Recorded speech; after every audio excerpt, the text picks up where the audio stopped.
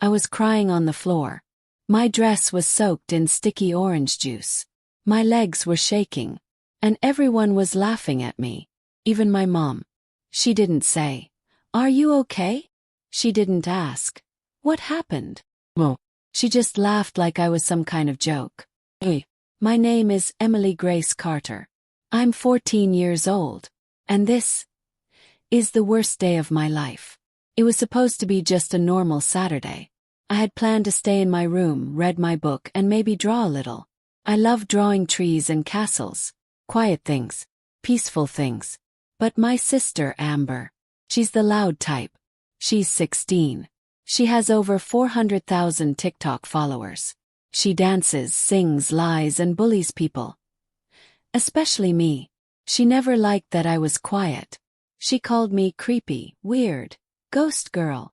She told everyone at school that I sleep with my eyes open. You don't. But no one believed me. This Saturday, I woke up to loud music blasting from downstairs. Lump, lump, lump. Girls were screaming and laughing. Someone knocked over a chair. Peeked out my door. There were over 20 people in the house. Boys and girls I didn't know. Someone even had a skateboard inside. I went downstairs to find my mom in the kitchen, drinking something red from a fancy glass. She was smiling like it was totally normal. "Mom," I said, "what's going on?" "Oh, relax, Emily," she said. "Amber's throwing a party. Try not to be so boring." I opened my mouth to speak. But she walked away. Amber saw me standing there. She smirked. Then she whispered something to her best friend, Luna. They both started giggling. Next thing I knew, Amber said loudly, "Hey everyone! My little sister wants to be our waitress." People cheered. I tried to walk away, but Amber blocked me. She shoved a tray of soda cans into my hands. "Go on," she said. "Be useful for once." I stood there, frozen. Everyone's eyes were on me. I didn't want to cry in front of them. I carried the tray like she said. My hands were shaking. Someone stuck out their foot and I tripped. The tray flew. The cans hit the ground. The sound was so loud. Amber stood over me with a cup of orange punch. "You're such a freak," she said. Then she dumped the whole thing on my head. It was cold. Sticky. Everyone was laughing. Phones were out. They were filming me. I looked at my mom. I thought maybe, just maybe, she would stop it. But she just leaned back against the fridge and said, "You really are pathetic sometimes, Emily." That's when it happened. The door slammed open. Bang. The music stopped. Everyone froze. I turned my head. And I couldn't believe what I saw. Standing there in the doorway was my dad. I hadn't seen him in nearly a year. He's a military officer. Strong. Serious face. He always wore his uniform like he was still on duty, even at home. But this time, he wasn't alone. Behind him were 2 armed soldiers. They wore black vests and had walkie-talkies clipped to their shoulders. The whole room went quiet. Amber dropped her cup. My mom's eyes went wide. I just sat there on the floor, soaked, shaking, too shocked to move. Dad looked straight at me. Then he looked at the orange juice on my head. The tray on the floor. The party. He stepped forward slowly. The soldiers followed. "Everyone out," he said in a deep voice. "Now." Nobody argued. The teens grabbed their phones and ran. Some even left their shoes behind. Amber started to say something, but one of the soldiers pointed toward the door. She went quiet and backed away. My dad walked over to me. He crouched down and looked me in the eyes. "Emily," he said softly. I couldn't speak. I just nodded. He took off his jacket and wrapped it around me. It smelled like clean laundry and something sharp, like metal, like safety. Then he stood up. He turned to my mom and sister. His voice got louder. His face got colder. He said 4 words I'll never forget. "You've gone too far." When my dad said, "You've gone too far," the whole house felt like it froze. Even the air was still. My mom stood by the kitchen counter, her glass now shaking in her hand. Amber looked like someone had sucked all the color out of her face. I sat on the floor, still wrapped in his jacket. It was warm. Made me feel safe. For the first time in a long time. I didn't feel invisible. Dad's eyes were locked on Mom and Amber. His voice was calm but scary, like a storm just about to hit. I leave for 1 year. And this is what I come home to. My mom scoffed and rolled her eyes. Oh, don't be dramatic, Jonathan. You slip. Kids mess around. She didn't slip, Dad interrupted. She was humiliated. By her own sister. In front of strangers.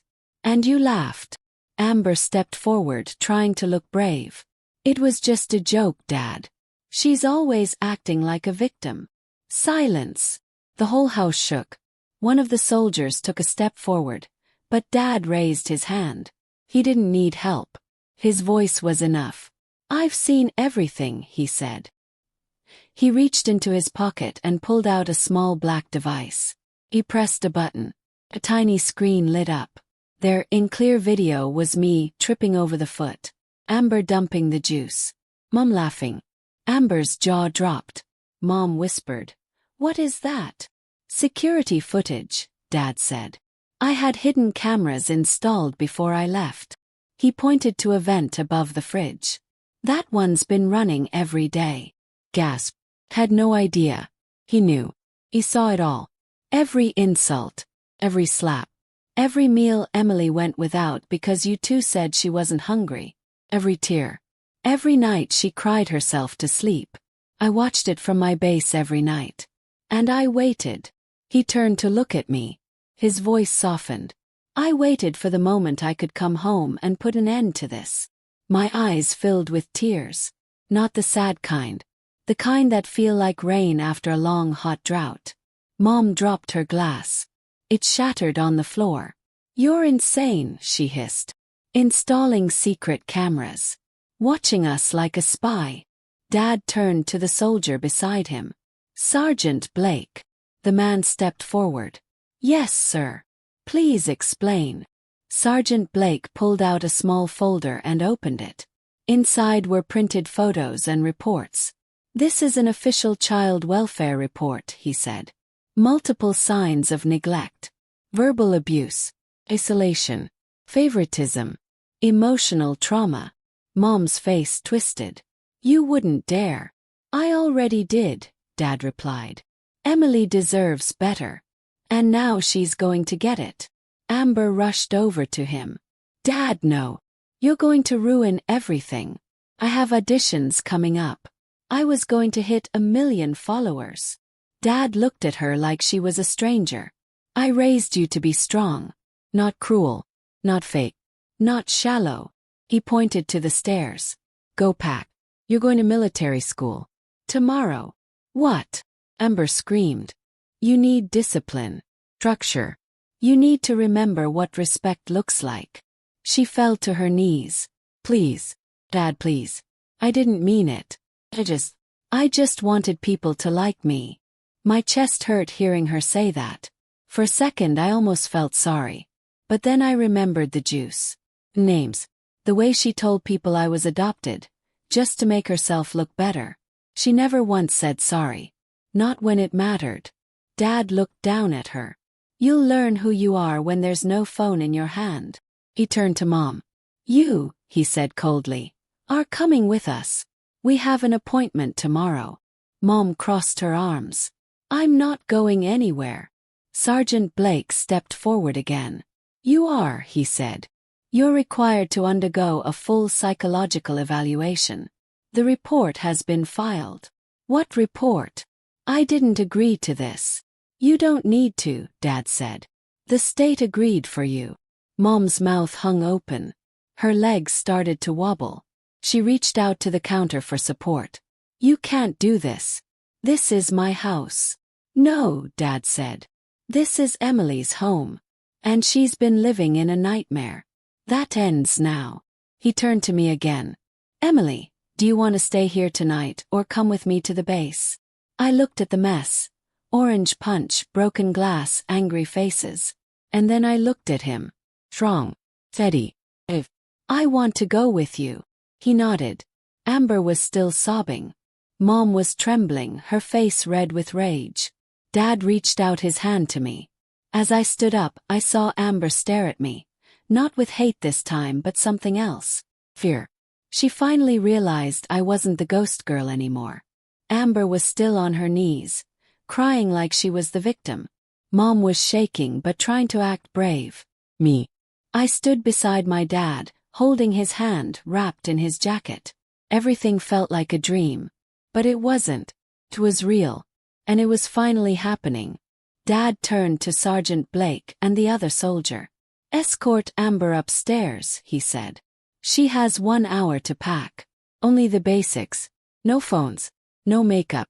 No attitude." Amber looked up horrified.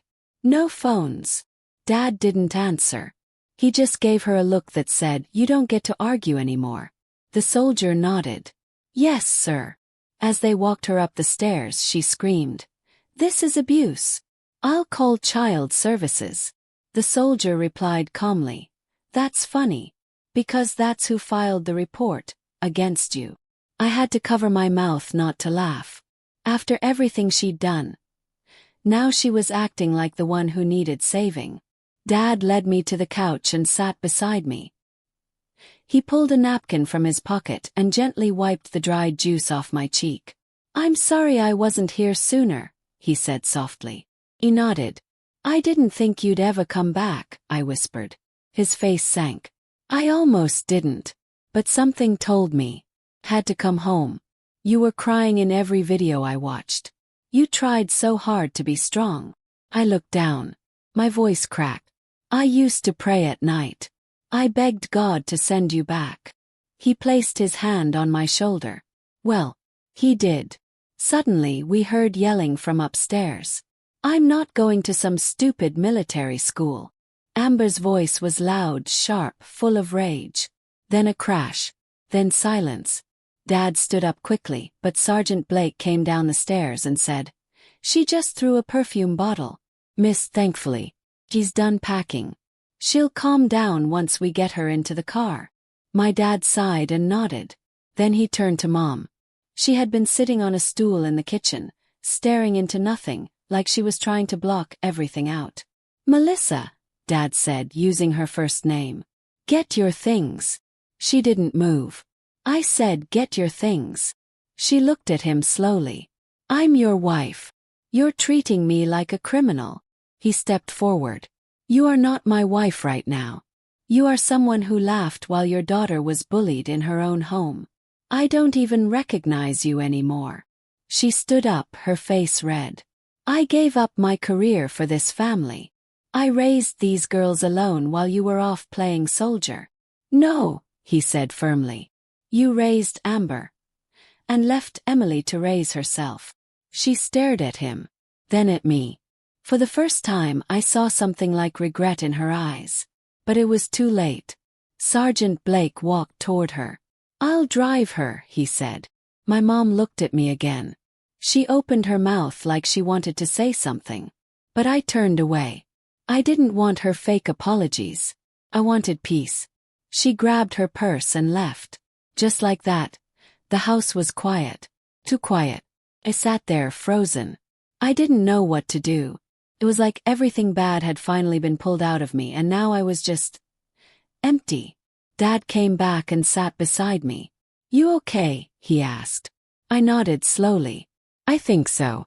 But everything's different now." He smiled. "Different can be good." "I feel scared," I whispered. "What if it goes back to how it was?" He shook his head. "It won't. Not this time. I'm staying home. I turned in my resignation this morning. I've done my duty.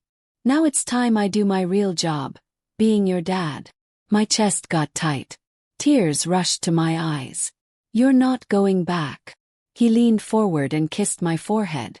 "Never." Suddenly I couldn't hold it in. I started crying. Big, messy, snotty tears. He held me while I cried into his chest. I cried for the birthdays I spent alone. For the nights I pretended to be asleep so I wouldn't get yelled at. For every time I looked in the mirror and hated what I saw. When I was done crying, he handed me another napkin. I'm proud of you, Emily, he said. You survived something really hard. And you didn't turn bitter. That's strength. I looked at him and whispered, I just wanted to feel loved. You are, he said. From now on, you'll never have to question that again. We sat together in silence for a while. No yelling. No footsteps. No laughter at my pain. It was calm. I heard the car outside start. Amber and Mom were leaving.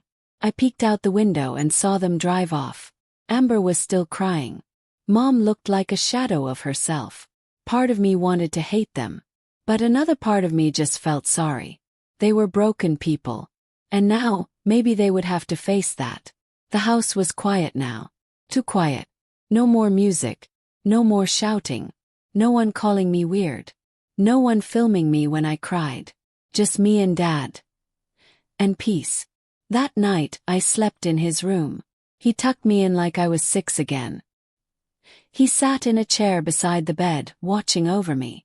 I looked at him in the soft glow of the lamp and whispered, Can I ask something? Of course, he said. Did you really watch all those videos? Every single one. He nodded. Every single night. No matter how tired I was. I needed to know you were okay. And when I saw you weren't, I made a plan. Why didn't you say anything sooner? His face grew sad. I was trying to gather proof. People like your mom. And Amber, they lie. They make excuses. I needed facts. Evidence. Something no one could twist. I was quiet for a second. Then I whispered, Thank you for saving me. He smiled. No, Emily. You saved yourself. You stayed kind. You didn't give up. I just came back in time to catch you before you fell. I rolled onto my side and whispered, Don't leave again. I won't. He stayed in the chair until I fell asleep. And for the first time in forever, I didn't dream about people laughing at me. I dreamed about trees. Castles. The next day we had pancakes for breakfast. With real syrup. Not the cheap one Amber used to hide from me. Dad said I could redecorate my room however I wanted. I picked soft purple, and a lamp shaped like the moon. We talked for hours. He even asked if I wanted to see a therapist just to talk about everything. Said yes, because I had a lot to say. And this time someone would listen. 2 weeks later we got a letter in the mail. Had my name on it. The handwriting was messy. It was from Amber. I opened it with shaky hands. Emily, I don't expect you to forgive me. But I wanted to say sorry. Military school is hard. We wake up at 4 a.m. No phones. No mirrors. No followers. Just cold floors and tough teachers. But for the first time in my life, I'm seeing who I really am. Not who I pretend to be online. I treated you badly because I hated myself. You were quiet. Kind. And I was jealous of that. I don't know if we'll ever be close again. But I'm working on being better. Amber. I stared at the letter for a long time. Dad asked, Do you want to write back? Thought about it. Then shook my head. Not yet. As for Mom, she was sent to a recovery program. The doctors said she had untreated trauma. She needed help. Real help. She wrote once. It was short. It said, I'm sorry. I was broken. I hope one day you'll let me be your mom again. I didn't write back. Not because I hated her. But because I wasn't ready. Some wounds take time. Weeks passed. I started drawing again. Dad helped me set up an art desk in the living room. He bought me a sketch pad with thick pages and soft pencils. I drew the day he walked in with the soldiers. I called it the day everything changed. One day, Dad sat beside me while I was sketching. He said, I'm proud of you, Emily. For everything. Smiled. I'm proud of you too.